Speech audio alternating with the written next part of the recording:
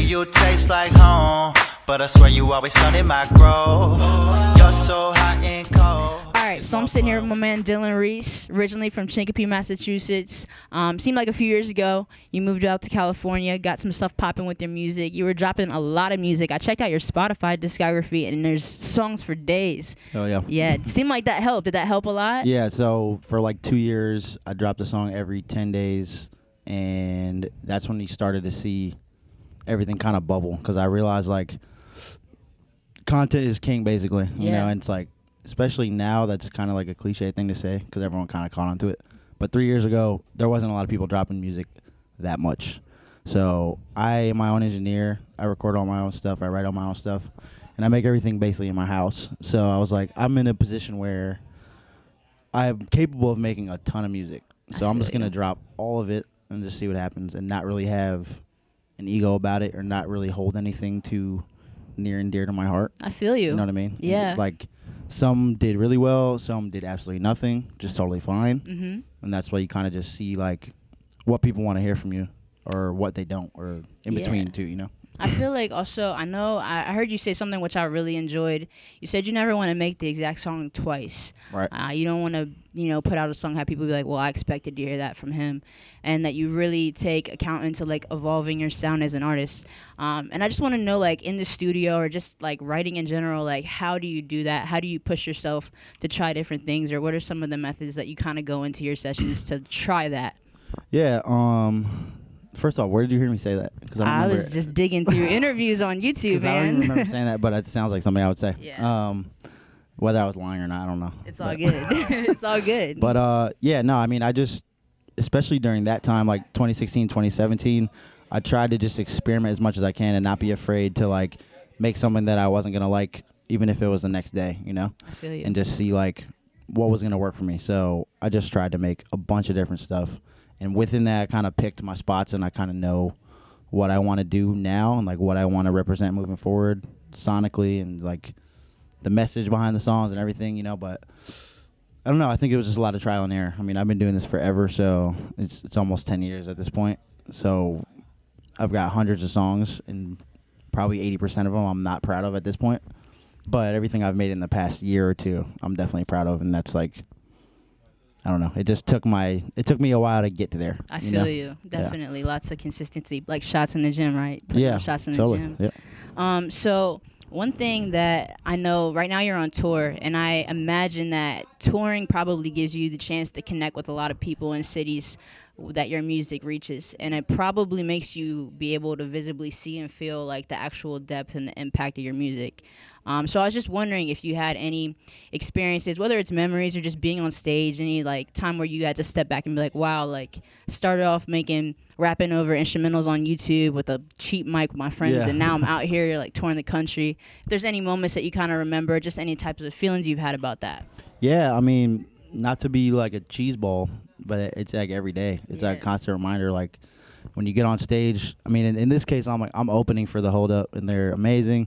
Mike's music is amazing. He's been touring for so long, and he's like giving me a real look right now. So all the touring I've done up until now has been super like DIY, and we just kind of book anything we can do and just go see what happens. And that's resulted in a lot of great shows, but also a lot of bad shows where, well, not bad in terms of it wasn't fun, but 15 people come because we're in the middle of nowhere. We've never been there. We're in Omaha or Idaho or somewhere, and it's like, okay, what's going on? And Middle there's 10 America. people, and we're like, damn, it's just kind of like an ego check, as opposed to you're in, Massachusetts, where I'm from, or New York, or LA, somewhere I know a lot of people, and it's like, 150, 200 kids ready to party, know? So it's a lot of ups and downs with touring, and on this run especially, like I was saying, since I'm in front of a crowd every night, 80% of those people probably don't know who I am. Yeah. So it's a real blessing and opportunity to get to reach new ears and eyes and prove myself and show people what I'm doing. So even the other night in Omaha, there was like almost 600 kids,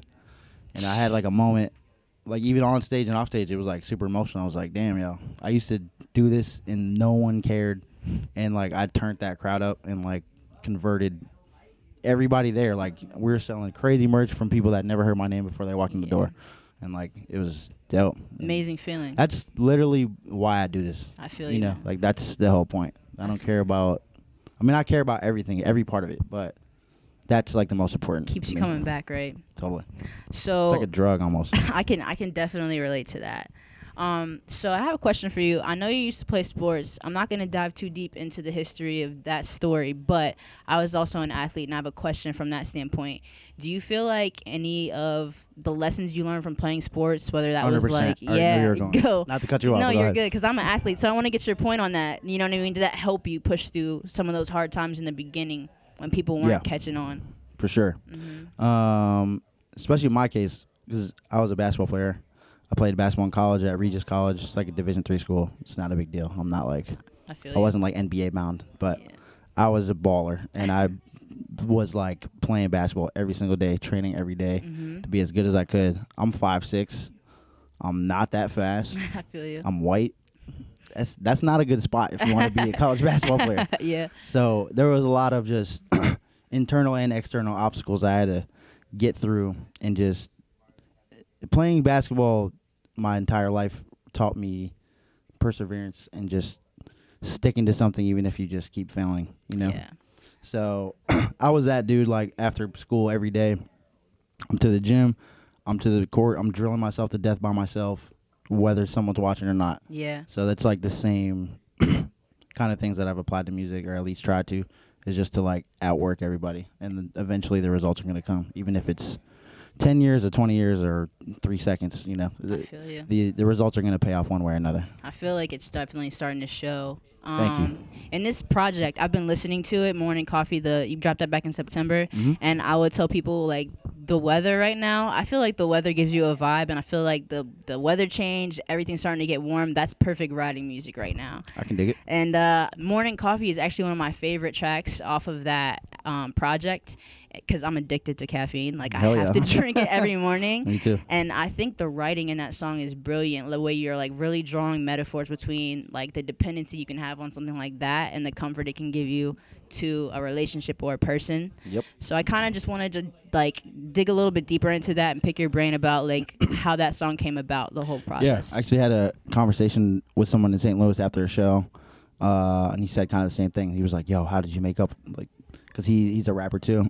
He was like, I just got so much inspiration from that because it was such like the metaphor went full circle throughout the whole song. It wasn't like, you know, usually a metaphor is just like a line. It's like, okay, I understand, and then you move on. But it was the whole entire record is one big comparison. For sure. So that's literally what it was when I moved to LA. Before I moved to LA, I was back in Massachusetts. I lived at my mom's house after college, just figuring out what I'm gonna do. Making music all day. I was mixing a bunch of music for a bunch of people, and just hustling, but not necessarily have like a specific vision. I feel you. And I was never a morning guy.